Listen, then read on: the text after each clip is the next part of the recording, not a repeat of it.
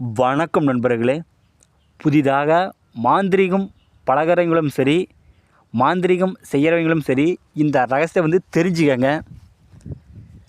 நிறைய பேர் என்கிட்ட என்ன கேட்டிருந்தாங்கன்னா, ஐயா நான் நிறைய தேவதை தீட்சை எடுத்துட்டேன், எனக்கு எதுவுமே சக்ஸஸ் ஆக மாட்டேங்குது, இதற்குள்ள ரகசியத்தை சொல்லுங்கள் அப்படின்னு சொல்லி கேட்டிருந்தாங்க. எப்பொழுதுமே சரி, பல தேவதை சித்தி எடுக்குன்னு நினைக்காதீங்க. நான் நிறைய வீடியோவில் சொல்லியிருப்பேன். ஒரே ஒரு தேவதை மட்டும் நீங்கள் உபாசனை பண்ணி அதை சித்தி பண்ணுங்கள். அதை வச்சே நீங்கள் எல்லா வேலையுமே செய்யலாம். பல தேவதை சித்தி எடுக்குன்னு நினைக்காதீங்க.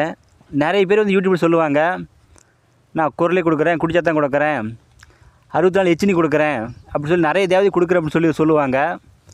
அதெல்லாம் யாருமே நீங்கள் நம்பாதீங்க. அவங்களே அத்தனை தேவதையெல்லாம் வச்சுன்னு இருக்க மாட்டாங்க.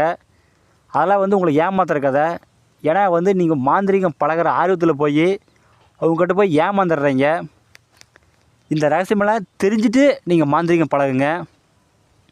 எப்படி சொல்கிறதுனா, இப்போ நீங்கள் ஒரு தொழில் செய்கிறீங்க அப்படின்னா, அந்த தொழிலே உங்கள் மைண்டு ஃபுல்லாக நீங்கள் செலுத்தி நீங்கள் செஞ்சீங்க அப்படின்னா, அந்த தொழிலில் நீங்கள் வெற்றியாகி பெரிய ஆளாகலாம்.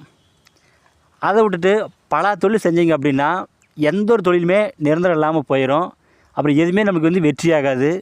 அது போல தான் மாந்திரீகம் பழகிறவங்களும் சரி, ஒரே ஒரு தேவதை நம்ம பூஜை பண்ணி அதை வச்சுக்கிட்டாலே போதும். அதை வச்சு என்ன வேணுமோ சாதிக்கலாம். இதெல்லாம் தெரிஞ்சுக்கங்க. இந்த வீடியோ பிடிச்சிருந்தா எல்லாத்துக்கும் ஷேர் பண்ணுங்கள், சப்ஸ்கிரைப் பண்ணுங்கள். இந்த வீடியோ பிடிச்சா பாருங்கள், பிடிக்கலன்னு தள்ளி விட்ருங்க.